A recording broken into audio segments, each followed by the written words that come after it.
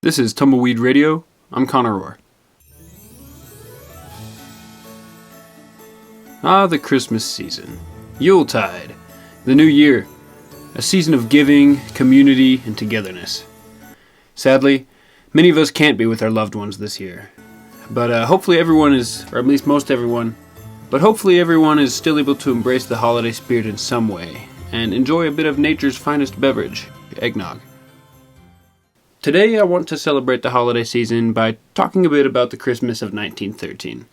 Specifically, I want to talk about Christmas for the United Mine Workers of America strikers who were at the time living in tents all across southern Colorado. For the strikers in the Ludlow tent colony, Christmas was a bitterly cold affair. That winter was a hard one, with tents sometimes caving in under snow and the strikers' water routinely freezing in its barrels. Food was scarce, and the feeling of despair must have been everywhere. The strike had gone on for 3 months in ever-worsening conditions, and it would go on for 4 more. The United Mine Workers of America provided tremendous aid to the strikers in this time, with food and shelter and armaments, but there weren't unlimited funds, and strike benefits alone didn't exactly fill the belly. Folks would try to hunt rabbits and other small game, but there were 1,300 people to feed, and animals were holing up for the winter. Basically, people were hungry. They were starved for the slightest convenience. Months of living outside in the worst of conditions had had its effect on these strikers. But these were resilient folk, people who were already used to living in difficult circumstances, and so at every opportunity, they made the best that they could with what they had. It's difficult to find much in the way of specific details regarding what went on in Ludlow that Christmas. Zeus Papanicolaus wrote a little bit about the holiday in Buried Unsung, saying that the Union was able to pull together enough money to send the people of Ludlow a few Christmas presents. In addition to a big shipment of apples and nuts, the strikers at Ludlow also got a Christmas tree, a couple hundred slates for the boys, a couple hundred identical dolls for the girls, and shoes for all the children. One writer for the Denver Express anticipated the event, writing, "It's gonna be the happiest Christmas ever for some of the kiddies, for many of them, born in the dingy coal mining towns, have never had a single Christmas present." That sentence is a dark sentence. Other accounts that I could find indicate that as far as days went in those months, Christmas was a pretty good one. It's important to remember that many newspapers from the time period were biased pretty heavily in favor of the mine operators, and I wonder if that played a role in deterring whether or not to cover this holiday in strike towns. To see your fellow man living in such harsh conditions, engaged in a brutal fight to better their lives, even on Christmas, I wonder if the reporters had any moral reluctance to toe the company line when writing about the strikers that winter. There's a photo of a group of strikers in the Walsenburg tent colony, because remember, there were striking people living in tents all over southern Colorado that winter. It was taken on Christmas, and I'll link a picture in the show notes because I highly recommend you give it a look. At first glance, it looks festive, celebratory. Some 100 folks or so, men, women, children, they're lined up in front of the camera, mostly wearing winter coats and hats. The photo is black and white and overexposed, and the group's standing in front of a large striped tent, so you kind of think of a circus or a carnival. But if you spend a while looking at the photo, you kind of get a queasy feeling.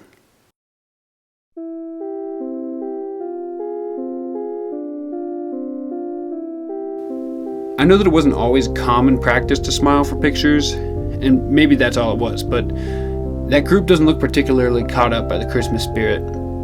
Some folks look happy enough, but everyone looks tired, and everyone squints in the bright sun, and a few people's faces are downright haunting. One man, standing directly in the foreground, in a line occupied only otherwise by children, might I add, looks a bit smug, quite chuffed with himself. He's got a black suit on, with a white shirt and a smart tie. He's got a neatly trimmed mustache and a bowler cap, and to top it all off, he's got a neatly folded scarf draped over one shoulder. I don't know who that guy was, or what side he was on, but he kind of rubs me the wrong way. I don't know if it's his fancy clothes or the way that he stands in the very front row, in front of at least one child by the look of it, but he sticks out like a sore thumb in that group of hardened survivors. He's the only person in the entire photo who looks like he had a good night's sleep sometime in the past week. You may ask, whose fault is it that those people were living like that on Christmas? The strikers made their choice. They chose to live in those tents. Sure, you could say that. You could also make an argument that at the point that they were at, there was really no other choice. Many of these people had long suffered in indentured servitude with no power, no way to stand up for themselves. It had taken decades for the spirit of resistance around them to crystallize in any kind of meaningful way, and now that it was there was no going back. The truth is, it's hard in real life to accurately assign blame. Everything is always somebody else's fault.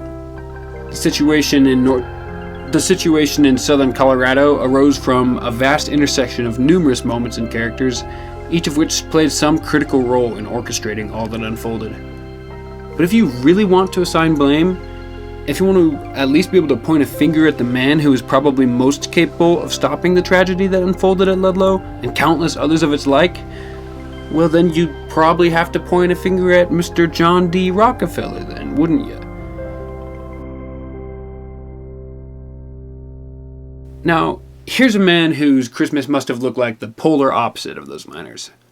According to the Harvard Business School's website, at the time of his death, Rockefeller's net worth was 1.5% of the US GDP, some $300 to $400 billion when adjusted for inflation. This makes him a likely candidate for the richest human in modern history. Rockefeller owned Colorado Fuel and Iron Company, which in turn owned the Southern Colorado coalfield. Now, Rockefeller liked to cosplay being in touch with the lower class sometimes, but his life couldn't be any more different from the miners that he had in his employ, let alone the strikers. This audio is from an interview with John Rockefeller speaking to reporters from the British Pathé in 1932. These are days when many are discouraged. In the 93 years of my life, depressions have come and gone. Prosperity has always returned and will again. The video of the interview shows Rockefeller, then 93 years old, strolling through a lush courtyard of his country estate in Pocantillo Hills, wearing a smart suit and a barbershop quartet hat, speaking vaguely about patriotism, while millions of Americans went hungry near the low point of the Great Depression.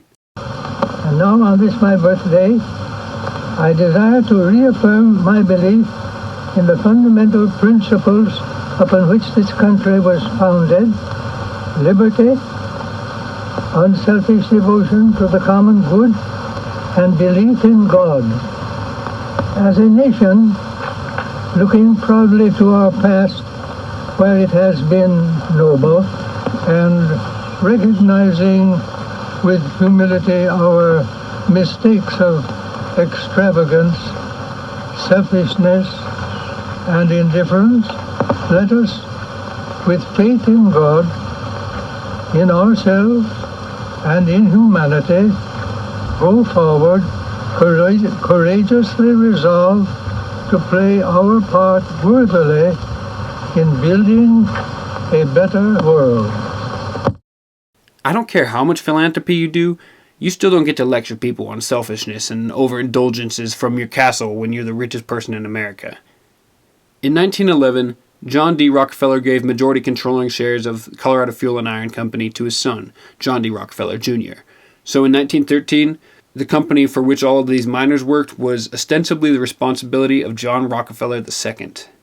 Jr., as we'll call him, took a hands-off approach to the company, managing it from his office in New York. In more ways than one, Jr. was his father's son. Zeus Papa Nicholas wrote on John Rockefeller Jr. that it was the immense wealth that weighed on him. Quote, "I never had the satisfaction of earning my way," he wrote, and always the shadow of his father loomed over him and filled him with a sense of overwhelming gratitude, a gratitude that could sap a man of any sense of self. He wrote that he was always glad to black his father's shoes or pack his bags. Between them, there was none of that common banter of father and son, no confrontation, no argument.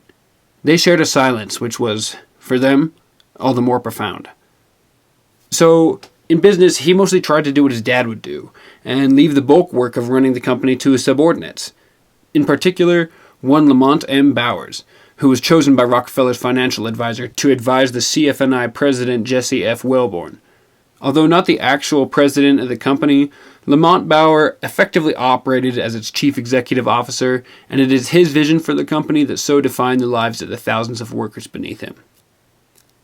During the strike of 1913 through 14, and especially in the aftermath of the Ludlow massacre, the Rockefellers worked to distance themselves publicly from CF&I.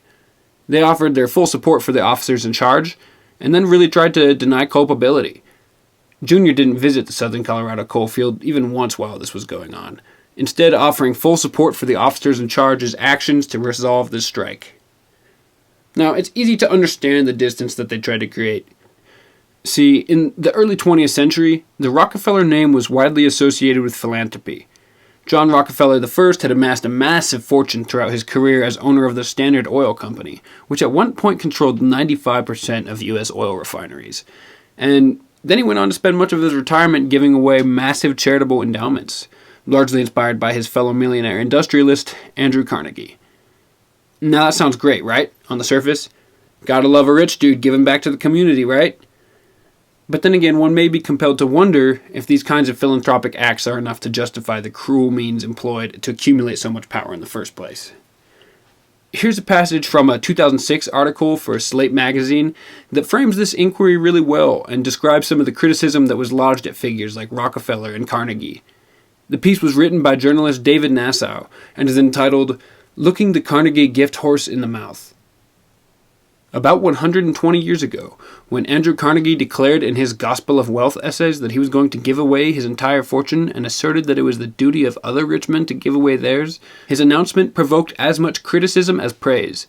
Labor leaders condemned Carnegie for giving away money that did not rightfully belong to him. Prominent churchmen, including Methodist Bishop Hugh Price Hughes, characterized him as an anti-Christian phenomenon, a social monstrosity, and a grave political peril. Hughes insisted that millionaires, even those who agreed to give away their fortunes, were the, quote, unnatural product of artificial social regulations. He believed that Carnegie's accumulation of millions had come at the expense of his less fortunate countrymen. Later in the article, Nassau described the artificial social regulations that Bishop Hughes was referring to, going on to describe the ways that millionaires like Carnegie and Rockefeller were assisted in the building of power tremendously by politicians and even the Supreme Court. I guess what I'm saying in the end is pretty obvious. There's a big difference between being rich and poor, and that's particularly evident in times of stress. It's Christmas Eve in 2020 now, and I think it's fair to say that our nation is in a time of stress. Now, I can't honestly compare my own plight to the plight of striking miners in 1913 and 14, but I do think that it's worth noting that right now, there are millions of Americans in this country who are in truly desperate circumstances. Folks have lost jobs, health insurance, houses, and people are literally dying out there from a disease. And there are steps that we can take to mitigate their suffering. Whatever your position is on the political situation right now, or on the virus, it's clear that people need help. This should not be a partisan issue. On Monday, the Senate finally passed a $900 billion stimulus package, which would include $600 given to every individual, which has already become a meme and is widely debated about in the internet. Donald Trump swooped in personally condemning the bill, saying that it doesn't contain enough money for Americans. I am asking Congress to amend this bill and increase the ridiculously low $600 to $2,000 or $4,000 for a couple. I am also asking Congress to immediately get rid of the wasteful and unnecessary items from this legislation and to send me a suitable bill, or else the next administration will have to deliver a COVID relief package, and maybe that administration will be me.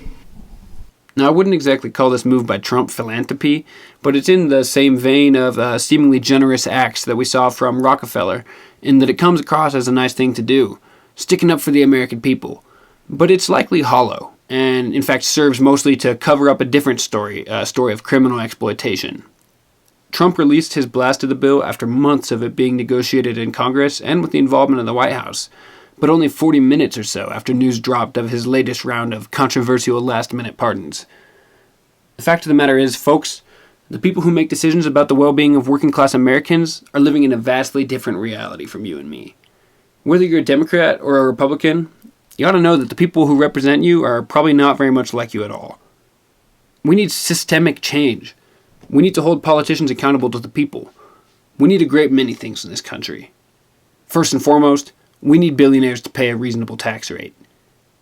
So, Merry Christmas, folks. I'll leave you on that happy note.